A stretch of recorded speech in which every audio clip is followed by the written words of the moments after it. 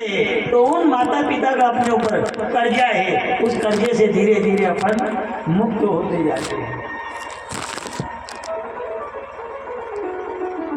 मान लिया जीवता थका माँ बाप ने तो रोटी की नहीं पूछे ने वना ने मरिया बाद 12 दिन थी बामणा ने गुलाब जांबू खवाड़े कि कई काम कर थका गुलाब जांबू यार तरह तरह की रसोया करीने खवाड़े। जीवता माँ बाप ने कि कई खावेगा तो माँ का माँ बाप ने मिलेगा, और धिक्कार है आपका ये सब पैसा है।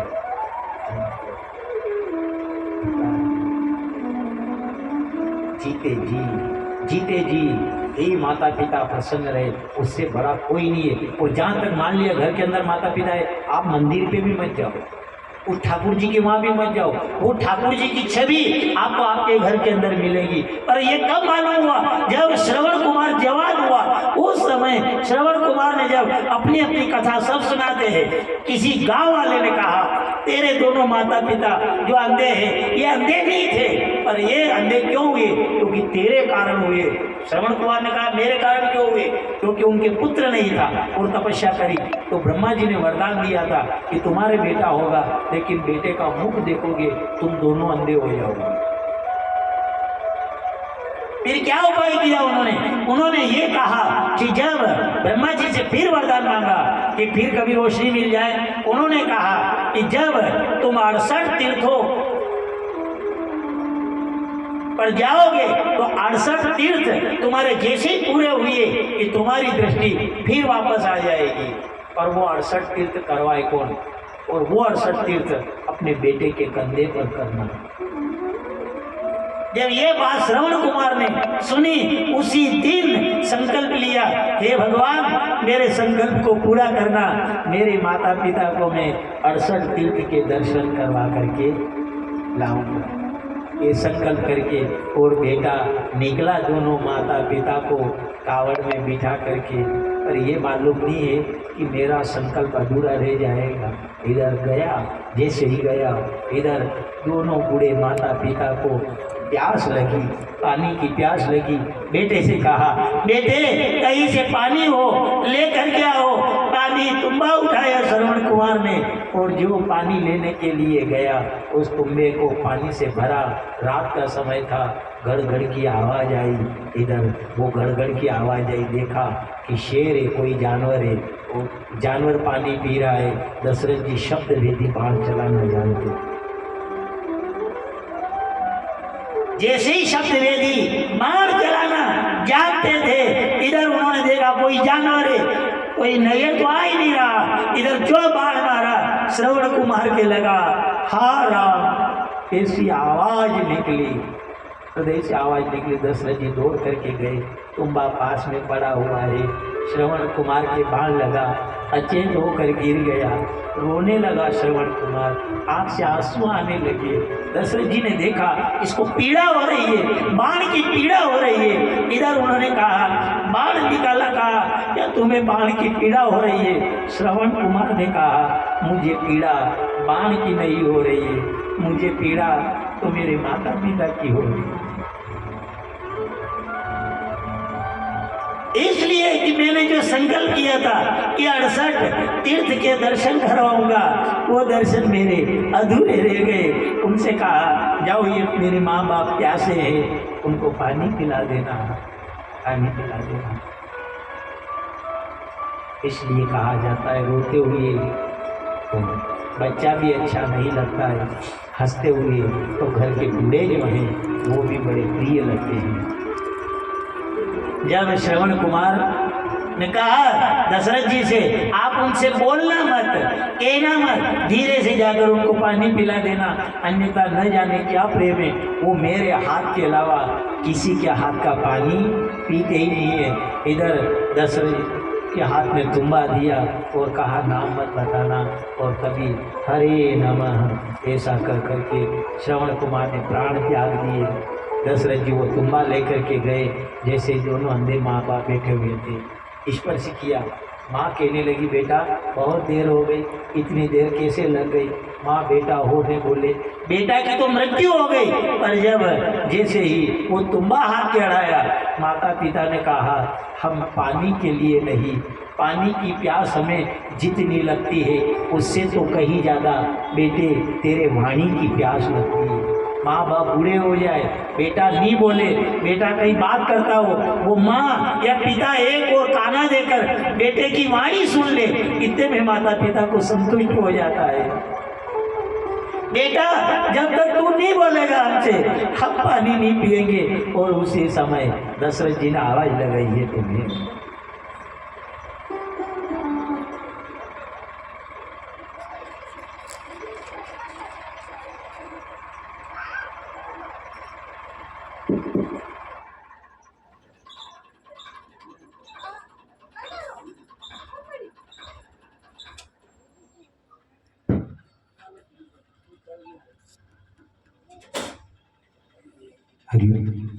गोपाल कृष्ण भगवान की जय। वो तुम्बा दिया, कहा ये तो मैं हूँ। अरे तुम कौन हो? मैं दशरथ हूँ। तुम दशरथ हो तो फिर मेरा बेटा कहाँ है? उनके बाण लगा और वो वहाँ पड़ा। उन्होंने कहा अरे ये अभागे, क्यों रे, एक हमारे अंधों का सहारा ही मिला था तुझे, अरे पानी पी लो। अरे कौन पिएगा तेरे हाथ का पानी? जो पानी पिलाने वाला था वो पानी पिलाने वाला तो चला गया हमें छोड़कर। हमारी यात्रा यही अंतिम यात्रा होगी। उन्होंने कहा नहीं, मैंने संकल्प लिया है, जो श्रवण की अधूरी यात्रा थी वो यात्रा मैं पूरी करवाऊंगा। दशरथ जी से मना कर दिया, नहीं, जो हमारा बेटा यात्रा करवाने वाला था वो तो चला गया, कौन करवाए यात्रा? दोनों माता पिता ने मना कर दिया, कहा अरे अभागे वहां ले चल, जहाँ हमारा बेटा है।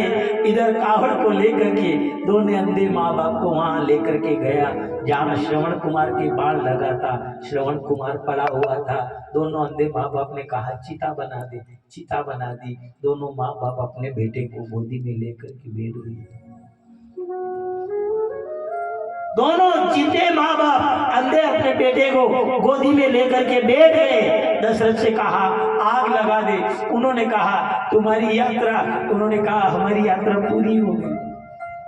इसलिए बेटा भी बनो, कभी बेटा बनो तो ऐसा बनो कि मरने के बाद माँ बाप का जीना मुश्किल हो जाए। ऐसे बेटे मत बनना जो माँ बाप के कलंक लग जाए। संतान बनो, ऐसी बनो। तो ही तो नरसिंह जी महाराज ने सांवरिया सेठ को प्रसन्न किया। सांवरिया सेठ प्रसन्न हो गया था, वरदान मांगा, क्या मांगना चाहते हो? मेरे पीछे कोई नहीं हो, मेरे पीछे अगर कोई हो तो मेरे आगे अगर नाम लगे, मेरे सांवरा का नाम लगे, मेरे पीछे अगर नाम लगे तो मेरे सांवरिया का नाम लगे। और देखा होगा आपने, आज सब अहंकार से गाते हैं कि जब नानी भाई का मामेरा भरने के लिए सगा भाई नहीं था तो सांवरिया सेठ आया और 96 करोड़ का मायरा भरा। ये भक्ति की पहचान है। इसलिए पुत्र बनो, संतान भी बनो, ऐसी संतान बनो, ऐसी नालायक संतान नहीं बनना कि जिससे माता पिता को नीचा सिर करके देखना पड़े। कितना कष्ट सहा है, माँ पीड़ा सहती है, काय के लिए? संतान के लिए। जब उन्होंने कहा मैं हूँ, मैं यात्रा करवाऊंगा, तभी व्याकुल हो गए। कोई नहीं रे, कोई नहीं रे, बिना राम रघुरैया अपनो कोई नहीं रे, कोई नहीं रे, बिना राम रघुरैया अपना कोई नहीं रे, कोई नहीं रे,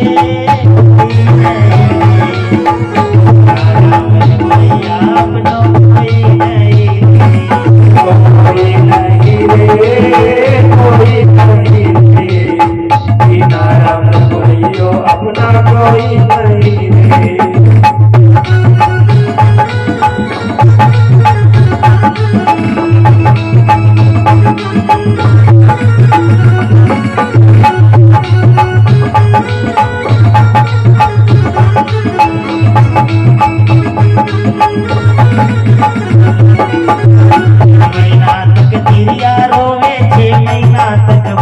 रे, 3 महीना तक तेरी रोवे, 6 महीना तक भाई रे।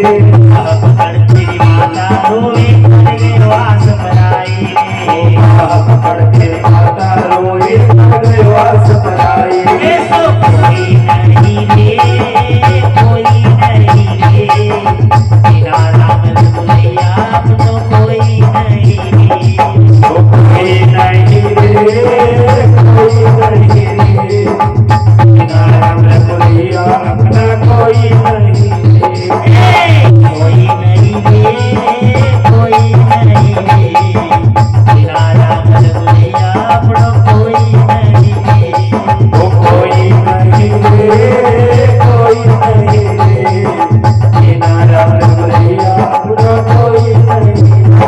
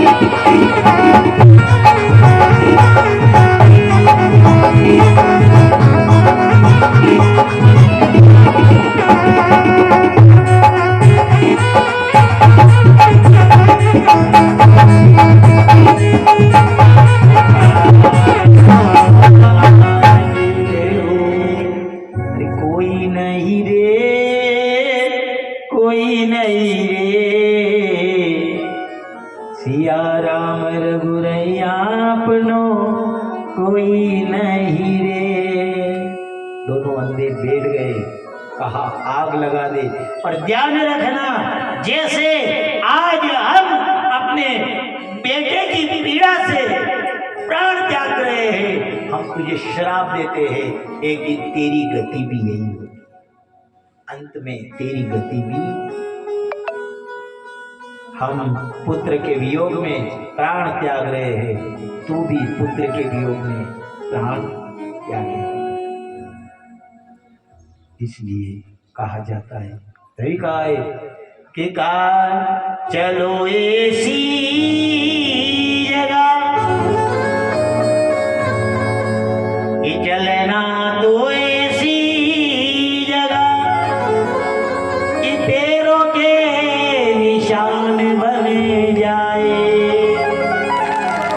ऐसी जगह चलना, चलना भी हो ऐसी जगह चलना कि पैरों को देख करके अनुमान लगा ले वो आया, वो आया आया।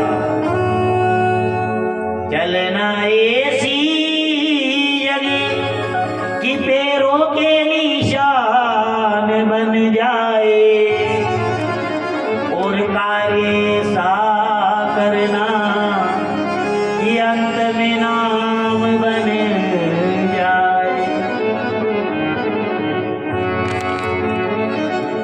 ऐसी जगह चलना, ऐसी जगह चलना कि पैरों के निशान बन जाए, और कोई न कोई कार्य ऐसा करना, कार्य ऐसा करना कि नाम हो जाए। कटे नाम तो घणे अड़ी थी भी आखो गाम दुख्यो रे ने वटे मशाणाम जा जदी भी याद करे कि कई औरियो चली आवे काम चुक्यो भी जागा का तीन तड़ करी थी तेरी गाल पे आना। ऐसा नाम नहीं करना, चलना ऐसी जगह निशान बन जाए और कार्य ऐसा करना कि जाने के बाद जब ऐसा कार्य हो तो याद आए बेहतर तो बात ही जनक रहती। ऐसा कार्य कर।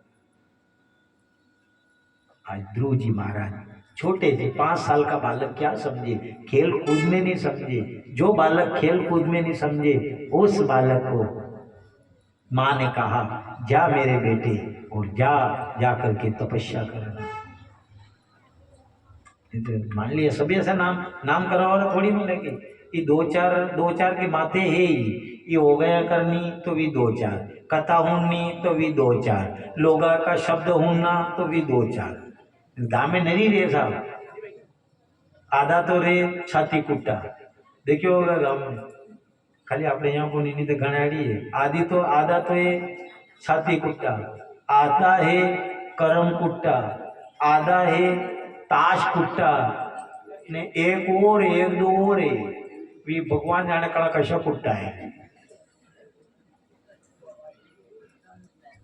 ने ई एकड़िया मले ये मैं कथा करानी तो आना हो गई करनी तो आना ने लोग हर कई की दे तो वड़ा की वाता होनी भी आना ने कथा भी वड़ा के माथे बैठनी है यार, कथा भी वहां बैठनी, कथा भी वड़ा के माथे जैसा वड़ा नहीं करना।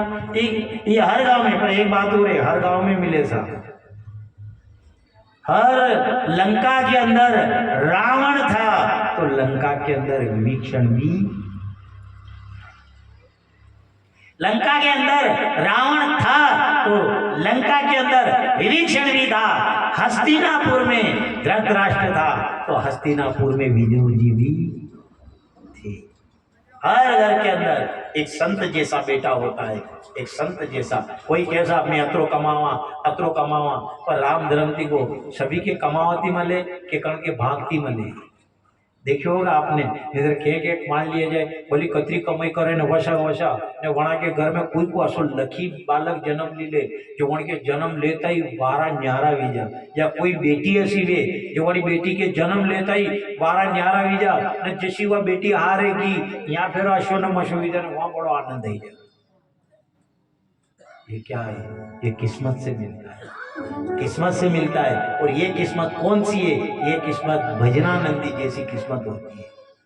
आपने देखा होगा कभी कभी कोई अपंग कोई बोले नहीं, आगे कथा आ रही है जड़ भरत की, वो जड़ भरत घर में नहीं बोलता था, ऐसी भी संतान जन्म लेती है, ऐसी घर में संतान जन्म लेती है जो ना तो चल सकती है ना बोल सकती है, केवल बिस्तर में पड़ी रहती है। पर विचार करना उस संतान से कभी घृणा मत करना। क्यों? क्योंकि प्रारब्ध भोगते भोगते जो बच गया है उसके कारण वो हमारे घर में आई है, पर वो संतान भाग्यवान संतान होती है।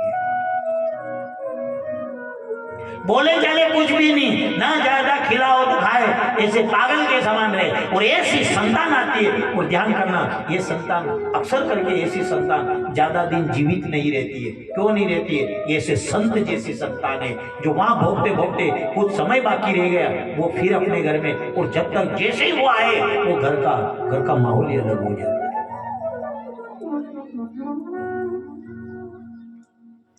इधर जब ध्रुव जी महाराज केवल 5 साल के थे, पर माँ ने उनको कहा लाला जाओ और जाकर के ऐसी तपस्या करो, क्योंकि खास करके शरीर एक विचार करना, मान लिया जाए धन आदमी पैदा करे, धन आदमी पैदा करे, संतान आदमी पैदा करे, परिवार आदमी पैदा करे, विचार कर लो अतः सब बीजा तो का राम प्रकट नहीं सके। क्यों नहीं होता है? काम हो सकता है। और विचार कर लो अपन कैसा जो भोग भोगने के लिए ये तन नहीं दिया है, ये भोग भोगने का कार्य तो जानवरों को भी दिया है। वही अगर मुझा खेच वाला इधर की देखे अतराए मारे अतराए तो बंदूरी के मारे मारा है। ज्यादा औकात अपनी नहीं है, फिर नागण जो है नागण के अरे तुम्हारे क्या बार है, मेरे तो 100 है, 100 को एक साथ जन्म देती है। घना दी कथा ई पजे ई आगे जार में रहने वाला रे 2-4 ने पजे के ओठिया बेटा रे होना दिए का कथा होना नहीं आया ये कई होनो आऊं यार भगवान को मरवा कोई टेम को नहीं यार वारे वारे मरवा वारा तू मरवा कोई टेम को नहीं तो एक काम कर यार यदि कहीं जन्म दितवा को धन में बंधन मर जाए यार नहीं मान लिया हसो है कि अरे और सब टाइम नहीं भले कोई ऐसो है जो मरवा को टाइम नहीं है चालता ही हाँ नहीं मरवा कोई टेम को नहीं तो तू तो एक काम कर रविवार के दिन मरी देगी यार यदि 1 घंटे हो जाएगा कोई के जैसा टाइम नहीं मिलता है टाइम नहीं ये सबसे बड़ी बात है ये वो झूठे है सबसे बड़ा झूठा वो है जो कहता टाइम नहीं मिले अरे मान लीजिए बड़ी करे गया वहाँ चाय पी दी थोड़ी देर वहाँ रुकिया बड़ी वहाँ चाय पी दी न थोड़ी देर वहाँ बात की थी न दिनों की मोटरसाइकिल मारो मिलियो वो मोटरसाइकिल भी चली गो न बड़ी बात आया कही अरे कही यार ये कथा ही भले